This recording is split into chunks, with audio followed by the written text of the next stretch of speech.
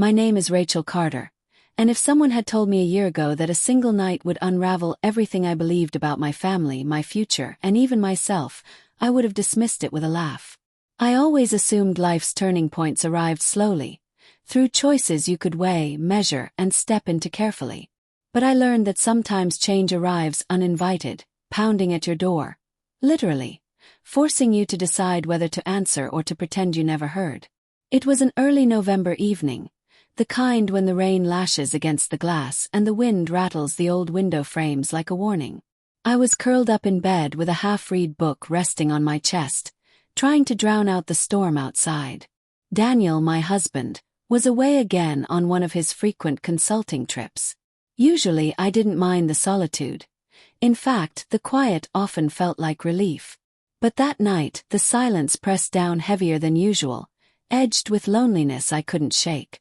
Around 11:30 p.m. I heard it. A sound that cut through the steady patter of rain. At first I thought it was just a branch scraping the siding. But then it came again, low, strained, unmistakably human. A groan.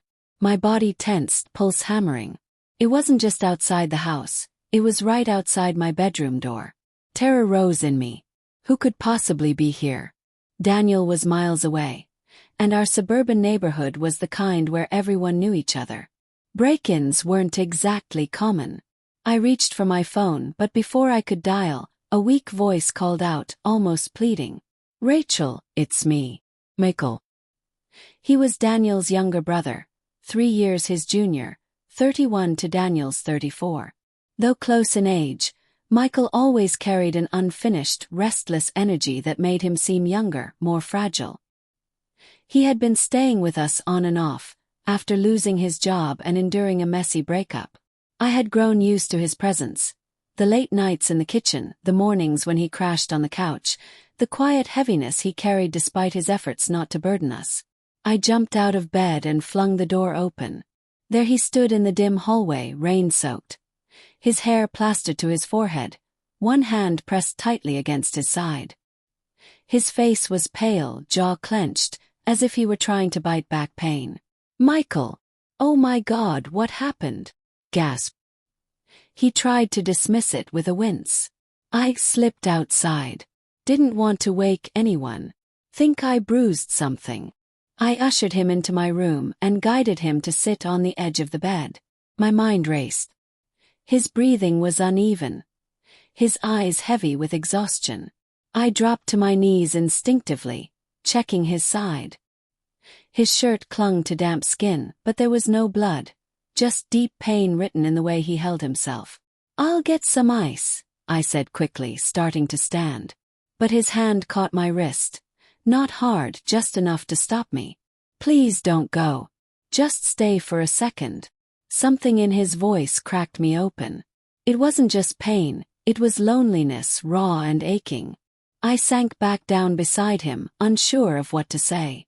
The storm filled the silence for us, rattling the windows as the minutes stretched.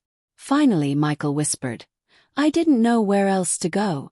I feel like I don't belong anywhere anymore." His words pierced me. I knew that feeling, though I never dared admit it. Daniel's constant absences, the way our marriage had slipped into a routine of polite check-ins, it had hollowed me in ways I avoided naming. And now here was Michael, voicing the emptiness I kept buried. I placed a gentle hand on his shoulder. "You're not alone, Michael. You'll always have a place here." He lifted his gaze to mine, searching, uncertain, as though weighing whether to believe me. Then he leaned forward, resting his forehead on my shoulder. His body shook, not from the fall, but from the weight of everything he'd been holding inside. Let him. What happened after wasn't planned. It wasn't spoken. It was simply two lonely souls crossing a line neither of us had imagined we would, pulled together by something stronger than reason. By the time it was over, the storm outside had quieted, but inside me, a storm had only begun. Long after Michael drifted to sleep on the couch downstairs, I lay awake, staring at the ceiling, my chest heavy with guilt and confusion. What had I done? What would Daniel say if he ever knew? And yet, beneath the fear, was a truth I couldn't ignore. For the first time in years I had felt alive. The days that followed blurred together in silence. Michael avoided me in the mornings, leaving early for odd jobs. But whenever our eyes met across the kitchen or in the hallway, the air between us buzzed with unspoken memory. I told myself it had been a mistake, a moment of weakness. But the line had been crossed, and nothing could erase it. Weeks later, Daniel returned, blissfully unaware of the storm that had rooted itself inside our home. I tried to bury it, to slip back into the role of faithful wife, supportive sister-in-law. But deep down, I knew one night had already rewritten everything. Eventually, Michael moved out, renting a small place across town. Still, the memory lingered. Like that first groan I had heard outside my door, the sound of someone desperate for comfort and the choice I made to let him in. Even now, years later, I wonder, if I had never opened that door, would my marriage have been stronger? Would the emptiness still ache inside me? Or was it inevitable, that the storm outside would someday force me to confront the one within? What I know is this: sometimes life offers you a choice you never saw coming. And once you open that door, you can never truly close it again.